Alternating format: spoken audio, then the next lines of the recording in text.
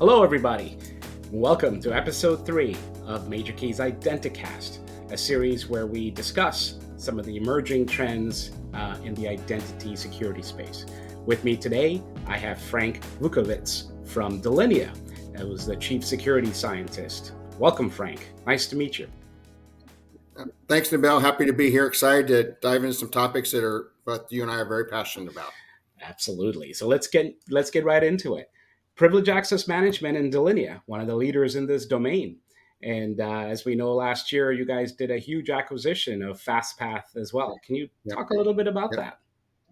Absolutely. And acquisition, not just FastPaths, but a company by the name of Optimize too. So I came over with the FastPath acquisition. FastPath has been the leader in governance, risk, and compliance solutions for business applications for 20 years. So working a lot to fill the needs that control-wise are natively missing in your business application, like your ERP, like Oracle or NetSuite or Microsoft Dynamics, or just very manual to accomplish and prone to errors. So it was a nice fit with the Delinea platform on the PAM solution side. I like to think of it external threats and internal threats. FastPath was really good with mitigating those internal threats on the biz app side. And now with Delinea and also with their Optimize acquisition, which got into KEAM and ITDR, really the detection side of things from a cloud infrastructure perspective and the like, really provide an opportunity to look at all your risk, external and internal, all wrapped into one platform. So exciting times at Delinea. I'm very excited to be a part of the organization. As you mentioned, they've been the leader in the PAM space for a long time as well. Yeah, and I personally am looking forward to a lot of great things from Delinea, especially around privilege. I mean, at the end of the day, the way I've always looked at it is all access is privilege. So, when you talk about the FastPath edition, you talk about privilege access needs and SAP, Oracle Dynamics. It's just an easy transition to go from privilege for domain admins and root to privilege in applications, right? Exactly. Yeah, and I've been talking for a long time about this concept of true enterprise security. And if I'm a CISO or CIO, I need to worry about my business applications too. And a lot of that is the privilege access. If I have the keys to Castle or SAP and Oracle, what can I do? And yet there hasn't been a lot of ways to do that with some of the tools out there. The tools that have been out there have been focused on being old school here, but the infrastructure, the network devices, if you will. I mean, how you log on to the network. I mean, I've been in this space for 30 years, so I still think of things that broadly.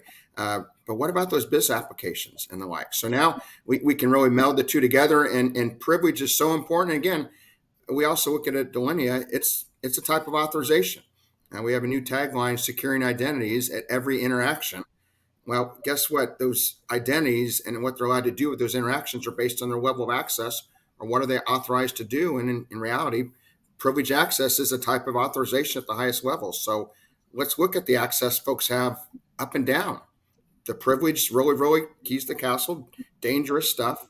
But also let's look what's going on below that too to really accomplish true enterprise security, detect where we have issues, and then mitigate as quickly as it can. So take the blast radius and try to shrink it on that. So if the accounts are compromised, the damage cannot be as great as it could be.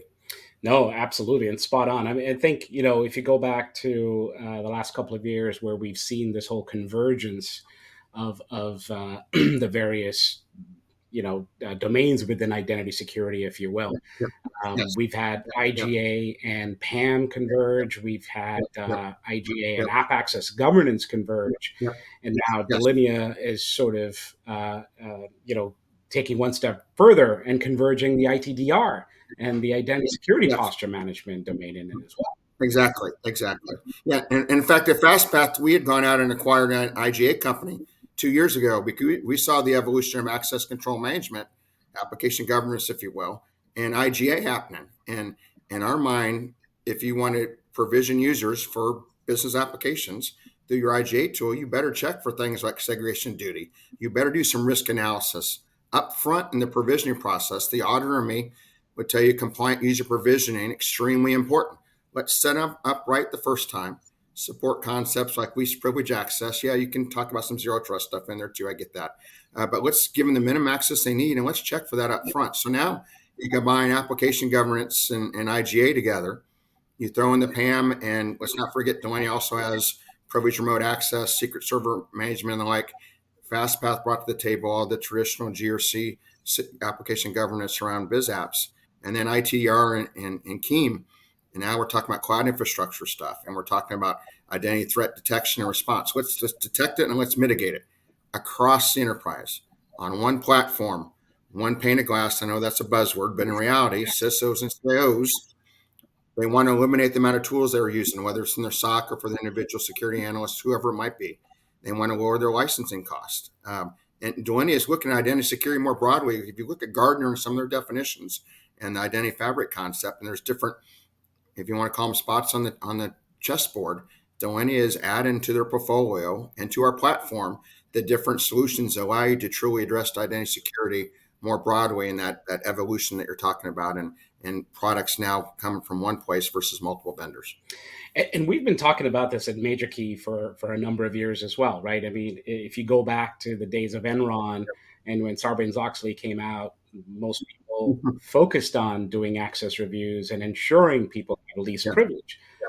But, Yeah. 10, 15 years past the Enron debacle, people are just not focused on reviewing access to critical business applications. Seemed like a big miss, Yes. right? I mean, Yeah. the Yes. access that Yeah. caused a lot of that was tied to separation of duties, right? It was access that Mhm. should have been mutually Yeah. exclusive to an individual Yes. that Yes. was compromised. Yes. Can you speak a little bit about that Yes. and how we Yeah. seem to have Yeah. lost our way? Yeah. Yeah. It's so, and I've been an auditor for 30 years, been certified information system auditor, certified internal auditor for 30 plus years. So I'm still passionate about this. And Sarbanes-Oxley was great for initially because we finally could control things correctly. And as audit professional, we love that. Great for FastPath back in the day. That was the genesis of our company, Yep. developing solutions to help put the right controls that were missing. And back then it was called Great Plains. But what's happened over the years, it's these controls that are really needed to mitigate the risk became burdensome and tiresome. And you hear people call SOX a paper tiger. It's just an exercise in futility that the auditors are making us, the governors making us do it. In reality, we lost sight of what truly the reasons were. So it became a lot of times a check the box exercise or set it and forget it. We did it once, or we knew it once, one more time this year before the auditors come around. Right. That's not the way the control is supposed to work. The control is supposed to be designed, and then the auditors review if it's functioning as designed throughout the entire year, not a one-time check. So if I'm checking for SOD once a year, once every 6 months, what's going on in between that? And am I even going to catch it? And especially for smaller companies that might not be publicly traded, have to worry about technically Sarbanes-Oxley. And I talk about this a lot, the need for strong internal controls for all companies. And SOD fraud, which is pretty easy to do in an accounting system if you're not looking over who has access, and someone's siphoning off $100,000 a year, maybe divided by 12, that can take a smaller company down pretty quickly. And it's very difficult to recover. Now, I know it's a rounding error for a Fortune 50 company, but at the same time, what we've just lost sight of, and we sort of moved on to good, bad, or indifferent. I think there's all this focus on external threats and hacking and the stuff that probably reads really sexy, if you will, out there in the marketplace in terms of hearing about this, that, or the other. And we forget about all the fraud that can happen internally still. And guess what? Sarbanes-Oxley and the controls that's required for that were designed to mitigate the risks internally and try to prevent the fraud that can happen with their own employees. And unfortunately, lots of folks now, well, we trust our employees. Well, guess what? I can show you all the studies from the Association of Certified Fraud Examiners. And I watch the American Greed reruns all the time. Half those shows are about some type of fraud that happened internally because of lack of strong internal controls, SOD included. And I think besides the CFO, no one else is thinking about it that way. At the board level, there's audit committees. Well, but you know what? They're more looking at if you're publicly traded, they're looking at the audit report that a KPMG or a PwC issues once a year. And they talk about cybersecurity now in every board meeting. Is anyone talking about how we mitigate an internal fraud risks in the organization all the time at every board meeting? And in privately held companies, I think they look at the CIO or CISO as the one responsible for true enterprise security. But guess what? Those business applications, which were SOD and access reviews and sensitive access and compliant user provisioning activities take place and controls are, they don't realize those are in silos now and have been for a long time. And so they're not getting the same attention. And then you know this. I mean, access reviews have become a check the box exercise because the reviewer or business owner doesn't know what they're looking at, and they know they got to get off their plate. So they go check, check, check, check, check. Looks good, with no clue what they're reading on the report. No clue if that person needs to have that access still. So now we're just opening the floodgates for possible fraud because even though quote we have controls, they're not real controls because it's a check the box exercise. And we got to get back to looking at that along with external threats to have what again I've called true enterprise security. So I want to It's really disappointing as an auditor, but it's important to know it can be fixed relatively easily because we used to do a pretty good job of it. You know? So I want to go back to a point you made and really double click on that, right? Because the person Yeah. that cares about this is the CFO. But what I have Yes. Yeah. seen, software vendors in this space pander to is the identity team, or even rolling up the CISO.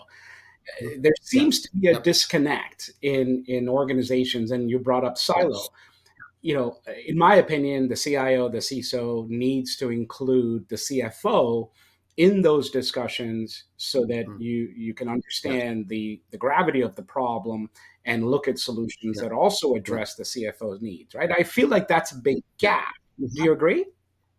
That's a huge gap.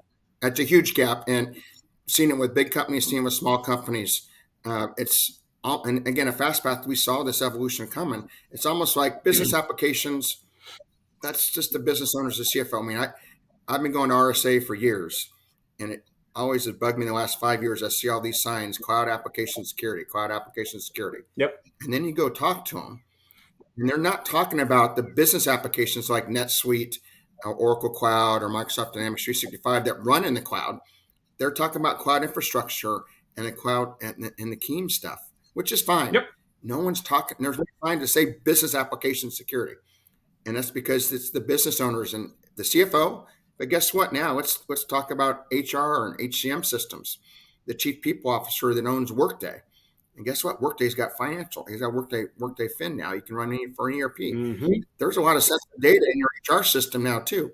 I could draw the same analogy, albeit it's not a financial statement impacting, but there's a lot of data in your HR system that poor chief people officer is responsible for having the right controls in place to secure it and may not have that background from IT to even know how to go about doing that. Right. So they're in their little silo. Um, if I'm a CISO or CIO and I'm chartered with the security for the entire organization, I'm inventorying all the business applications I have, risk-based approach, figuring out where the key transactions take place, where the key data resides, and then I'm building those applications and how we secure them and provision them with identity, obviously, into my more broad approach for identity security, period, which includes mitigating external threats and the internal threats. But I think it's been passed off the CFO. He or she has to be at the table. There has to be security has to be corporate wide initiative all the time. Starts at the highest levels of the organization, getting those folks you talked about, C levels at the table, talking about it, providing resources to do it too. I think you see a lot of times the CFOs for your business applications don't get the same resources, people, and tools to make some of these controls and tasks easier as well versus the CIO or CISO is buying all these nice tools to help with external threats. See that a lot too, that they struggle to sell the need for GRC automation, if you will, which is a lot of automated controls, compared to the investment in security controls that tie to cyber. So no, there's no doubt there's still a gap there, big companies and small. And we got to break down those silos. We get the right people at the table, and they have to agree security is a company-wide initiative. The funny thing, Bill, is I draw the analogy when I speak about this at conferences. When you implemented your ERP or HCM system, I guarantee you got all the executives together. You had a steering committee. Hmm. They all nodded their heads and say, you know what, this is a corporate-wide initiative. We're going to sell this. Why this is important? We're going to move the company forward, make us more efficient, make us more profitable. We all need to buy into it. I've So always, they did at that time. yeah. Have to secure it after the fact. Well, so they can agree to that, implement the software, but then they forget to secure it, and the care and feed to secure it going forward. I've always said I think security is always an afterthought, right? In any transformation, Yes. its focuses on the adoption Correct. and to increase Yes. productivity rather than slow it down to keep your business moving, right? Yes. So You need to go further. Yep. no, Yep. 100%. And in my last podcast, episode 2 with the Brightive, it was very similar. It's a solution for the cloud infrastructure space, but it's also siloed. You got VP of infrastructure who's not thinking about it from an identity standpoint. They're Yeah. thinking about it Right. Yeah. Yeah. moving at the speed of business. So let me go back to the point you also made. Right, access reviews become checkbox compliance. There's Yeah. no injection of SOD controls, although there are IGA Yeah. companies now starting to bring that They're in. starting to do that. Yep, right. And Yep. but the SOD checks, to your point, need to be more continuous in Yes. nature, right? Yes. The controls have Yep. to be continuous. They have to be monitored continuously. Yep. But even more importantly, the constraints that make up that separation of duties really needs to be maintained on an ongoing basis because the business is always evolving and those processes are Yes. changing, so the controls change. How do Mhm. people keep up on that? I mean, is it always a big four that needs to come in to help them, or is this something that an organization So, can do themselves? so a little bit of both ways. So it depends on the organization who really owns the controls to do those SOD Mhm. reviews. In a larger organization, I'm sure there's multiple people in the finance org that maybe are doing them, and they probably have the time and knowledge to constantly, not constantly, but be reviewing their SOD rule set, if you will. So, uh, like at FastPass solution or Delinea solution now, we have 140 out of the box SOD conflict rules. Uh, as a provider of that solution, we're constantly reviewing those, but our customers should be doing that on their own too because their business risks change, their business processes change, and they have the ability to update our rule set. But they oftentimes don't have that knowledge, and so they use outside source to help with that. Now, sometimes they Mhm. do, uh, but again, I see a lot of companies, even non-fast, non-Delinea customers, where they take the rule set. Okay, look good the first time we use it, must still be Yeah. good. It needs care and feeding too. I'm sorry, folks. It needs care and feeding just like everything else. And don't forget too, maybe the business application you're using is changing. New functionality is being added. That rule set needs to be adjusted for that. Uh, I had a customer a couple years ago that implemented some advanced warehousing functionality into their Dynamics environment. They said that doesn't have anything to do with SOD. Guess what it does? I'm talking about pick, packing, and shipping. We like to think about SOD and create a vendor and process payments to vendor. And obviously, that's an easy one to Yep. explain. But you can lose some money in the back end of the warehouse pretty easy based on what people can do pick, packing, and shipping wise. So you got to look at SOD back there too from an operations perspective. And that happened when they added new functionality to their existing Dynamics environment. So you're spot on. I think most companies probably should bring in some outside assistance. I know there's some companies offering SOD reviews now as a service, if you will. Yep. Uh, uh, and they say, we will keep the rules set up to date. We'll talk to you, interview you to identify your risk and adjust accordingly. We'll run the reports for you every quarter or every 6 months, whatever you decide, and then tell you what should go fix. Now, the auditor in me cringes because now you've outsourced the Yep. control, but at least you have the control and someone's telling you go fix stuff. But now you get auditors got to go test not only the control, but then you go take corrective action. A little bit wonky, but it works. But I think people lose sight of, again, SOD especially. They think, okay, it's been around forever. Financial systems, financial controls haven't changed, but your business changes. To your point, Yeah. the software you're using changes. It's not a set in and forget it exercise. And I think again, now you're increasing exposure to your company from a risk perspective because you're not evolving with the business as it matures, and the controls have to change, SOD included. Yep, great point. So this is great, and I want to. I have two follow up questions, right? So the first one is, and this is just based on my experience, uh, providing SOD as a service to our customers, is that oftentimes what we find is that the SOD that is being detected has to do with a role that was defined in the application incorrectly, right? Because these role owners in these applications, they're not going to give direct permission to the end entitlement or authorization. What they're going to do is wrap it into Yeah. a application role, and which are Mm-hmm. always, well, I shouldn't say always. What I've Mm. seen is a one-to-one Oh, you're mapping, good. right? Yes. So Yeah. sometimes it's not just a rule set modification; it's Yeah. also a Yeah. role re-engineering at the app level. Do Yes. you see Yes. that? Yeah. Oh, absolutely. And we get folks to get tricked up at FastPath before not doing him. Do you have a role set? Yeah, ROLE. We say no. We have a rule set. RULE for SOD, and they say, well, we want this golden list of roles that we should use. yeah. In fact, I'm in an event right now. Someone asked me that last night. Frank, can't you just give me the right roles that we can use? Just give me the I list get of them, that and we can often pick and too. choose. Yeah. Security is hard, so it's not that simple. But to your point, what people don't realize, and I'm sure the software publishers hate me saying this, but I say it all the time: SAP, Microsoft, NetSuite, Workday, whoever it be, when they design roles into their core business applications, it's designed to make it easier for the IT person just to assign out Yeah. access. They're not designed like you or I would think to say, what does that really allow them to do? And realize that out of the box, most of these roles that you would assign to users are littered with SOD conflicts to begin with. Let's say AP clerk. You would think if there's an AP clerk role, it maybe does 5 basic things an AP clerk would need to do. But then you lift up the hood, open up the hood, and there's 5 other things, entitlements it's allowing from the software publisher. So now you got to think, oh, geez, we can't trust the out of the box roles because really what they provide access to is much more than what we expected they would Exactly. do. And that's a fundamental problem one. So then you come in and redesign the roles for the out of the box roles to begin with.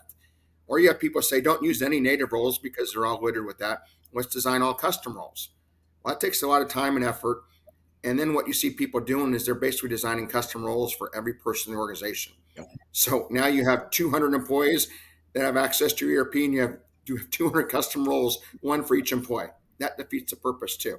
And then further, where it gets complicated, I know you got a second part of this, is from an IGA perspective. There's IGA vendors out there that are trusting these roles and entitlements assigned out of the box by SAP, Oracle, NetSuite, Yes. whoever. And at FastPath, we'd always, now at Delinea, go down to the lowest securable object level, fine-grained permission level, whatever term you want to use. We open up the hood and we know exactly what those roles provide you access to. So when we do the risk analysis for SOD, we are surfacing everything up front to give you a choice to say, oh, wow, I didn't know it could do all that. And that's tied to the provisioning process inside the IGA, the join, move, leave process to truly make sure you know it's not just a role name that looks good. Yeah, it looks good. It's what that role can do in the associated entitlements. That's a huge gap because people are trusting software publishers that the roles are designed in a way that fits from a security perspective. They're designed to make administration of IT access more efficient. And there's a big difference between the two. Right. And so the second part to that is, first of all, separation of duties doesn't automatically mean deny access, right? There's a legitimate Right. Oh, reason no. Oh, someone's out of the yes. office, you Yeah. got to keep the lights Yep. on, Yep. and therefore Yep. you want to set those controls so you can sunset that access when they're done with it, Yep. make sure you Yep. monitor it, Yep. and make sure nothing Yep. nefarious was done. Standing controls, all that good stuff. Right, Yep. but Yep. let's expand on that. And the second part of my question is the applications now that fall under that SOD purview aren't just one single ERP. With the M&A we're seeing Yep. now, we're seeing Oracle, SAP, Mhm. Dynamics, Yep. splitting Yep. the load of the ERP Yep. across the Yep. enterprise. So cross application SOD becomes much Yep. more important. Now Yes. you're dealing with roles across multiple Yes. applications and a rule Mm-hmm. set Yep. that needs to cover that, right? And this is Yes. where I've Yep. seen the Yeah. SAP Yeah. No. GRCs fail, the Oracle GRCs are failing. Yes. Yep. Yep. Yeah. That's a great point. We've been talking about cross application SOD at FastPath probably going on 5 years now, and part of it is because the big four, the big four, Protiviti, Grant Thornton, BDO, all the ones that use our tool to do SOD checks out in the field came to us and said, "Hey, PCOB is going to start hammering us on this cross application idea. FastPath, Yep. can you develop some functionality for it?" And it's not just all those different applications where Jane Doe has a log on to SAP for this one business unit and a different login for, let's say, Dynamics for a separate business unit. It's also where Jane Doe has a login into SAP and separate login into Workday and a third login into Salesforce. And guess what? She can create an order in Salesforce, and for whatever reason under her SAP logon, she can release orders. Yep. And guess what? You pass those orders taken in Salesforce to SAP. So the cross application thing is huge. And again, if I'm a CISO or CIO and I want to know what all my users can do and I'm mitigating the risk, it's across all those applications. I can't look at them just in those silos. I got to look at these combination of transactions, if you will, they can now do across those applications. Or even just inside, if you have 3 different ERPs, 3 different business units, at some point, all those financials roll up. what if someone's able to hide some stuff from one business unit to the other based on just the accounting systems they have access to? Huge deal. And you have to have a rule set that allows you to look at that. And traditionally, natively, the software publishers that do have SOD functionality don't have that ability. And again, when FastPath moved to the cloud in 2016, it allowed us to get data in a format that we could really work with and take all that data from different source systems and do cross application work as well. So I think that's a huge risk area that's going to continue to be exposed. And also, let's not forget, when we're provisioning these users to these individual applications, is someone even looking at the risks before they provision them across Yeah. applications? You need to do that as well. It's not just the risk they could do for SOD inside SAP, but these three other applications they now have access to. The cross application risk is, and again, it's all internal risk too. That's why this It internal is. use is so important. Yeah, So so important. let's continue that point, right, about these hidden Yeah, access and authorization and backdoor yeah, accounts, if you will. Um, there was this false sense of security that I have an IGA tool. I know yeah, all the identities that are created in my organization. It's all yeah, funneling through my IGA system. I have a record of every identity correlated to every account in a downstream system. right. I've always argued you're only going to see that if your integration is looking at all the Yes. accounts in the security table, Yeah, right? But now we're right. having a Yeah, situation where accounts are being created outside of the purview of an IGA solution in a realm yeah, within an application that the IGA integration can't see. And so yeah, the evidence that is now being requested by auditors is having organizations go prove, hey, are you yeah, do you know mm-hmm, that these accounts are getting created? Is that in your visibility in a single yeah, pane of yeah, glass, right? And so yep, enter the ITDR space to help with yep, that, yep, and detect those accounts is now becoming yep. much more important, if you will. And Yes, I think this absolutely. is in line with what you've done with Optimize, correct? Yeah, yeah, exactly. Yeah, when Delinea acquired Optimize, it was for that key and ITDR. I mean, detect and then quickly remediate. But we're finding hidden troves of users or identities that we weren't aware of. Yeah, And more importantly, what do they have access to? It's one thing to identify them. It's second to actually see what their provision have access to. I mean, there's been studies for years. Again, you see this RSA was a company called CloudKnox. Microsoft ended up acquiring a couple of years ago. They would do the annual report on cloud entitlements, and their data showed 85% of the cloud entitlements that were granted were never used. 80 to 85%. So I would argue you could do something similar study if you had the Tomer data for business applications, the same thing. We over provision. The join movie process is broken. We never take away access. We just add more when you switch roles. So, but you got to find those identities to begin with yes, and the different places they reside, and then see what they have access to, because it's all about shrinking the blast radius, as they say in cybersecurity, right? If an identity gets compromised, let's hope that the damage it can do is limited. Now, if it has elevated privilege, keys to castle admin, that's a whole different discussion. But let's say it has less than that. Let's make sure it has least privilege access, can only do three things. But we got to find it first, and then we got to look at it, and then we decide what damage it can do, and then we got to remediate it. So, and again, this inventory of all the places where we could be compromised security wise, yeah, the tools out there, there's gaps there, and ITDR is helping find these troves of little places we didn't know we had users. And I would argue there's probably business applications that run in the cloud, shadow IT, if you will. That someone went and bought and it does three things that, for one little department, it's running in the cloud. It's getting billed in someone's company credit card, $500 a month, and somehow they got company data in it, and you don't have mhm, visibility to that too either, probably. Yeah. yeah. So yeah, there's not once you can't find it all with magically hitting one button, because it's created in so many different places still, identity wise. I always use the term you gotta watch the watchers, and it's interesting you brought up Cloud Knox because I had the founders of Cloud Knox on Oh, did the you? first Yeah. podcast. Uh, Oh wow, I uh, didn't know that. Yeah, yeah, yeah, so they've started an organization called Blue Flag, which is yeah, taking it into the DevOps yeah. world as well. Oh, So which is huge. that's a whole nother discussion. We talk about internal users and Hmm. threats. What about the DevOps side and at Delinea with the FastPass solutions? We've been doing stuff for DevOps for a couple of years too in the Azure Admin Center. But yeah, again, the IT honor me would say we always did some testing around our development teams, right? Yeah. And that's the old SDLC and who can move code from one environment to another. But yeah, yeah, No, interesting. Yeah, I did not know this this was much. Yeah, great, Frank, and I appreciate your insight. And of course, I've got to ask this question. Delinea is on a roll. You got PAM, you got yep, IGA, you've got yep. ITDR. Uh, when's authentication coming, or is that can you not speak about that yet? Well, there's others in the organization that could probably speak better to it, but I think if you look at that chessboard, I mean, we have authorization WIC now. We Mhm. like to say centralized intelligent authorization, secure identities, every interaction, which is tied to authorization is a key.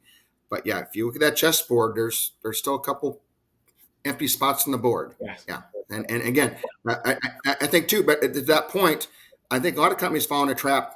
They think, oh, we got strong authentication, multi-factor, and now we have the other ways to get around multi-factor fatigue. We still think authorization ultimately is the key because you can get authenticated, great, but what are you authorized to do and how are you double and triple checking authorization? There's some stuff we're thinking about authorization 2.0 or 3.0 that really gets some pretty slick stuff with AI and what you can look at before you hit OK or enter on your keyboard for a transaction to go through. We're very quickly going to pull some data in and check to make sure it's not something you shouldn't be doing, not from the access you're granted, but just from a time and date stamp, IP address, stuff like that. That really extra level of protection. But yeah, yeah. Stay tuned on that though. Stay tuned on that for sure. Yeah, Thank you, Frank, and I appreciate you joining our Identicast. And it's been great. yeah, and I'm sure our viewers are going to get a wealth of information from the session. Yeah. Thank you. Anytime, I appreciate the partnership. Yep.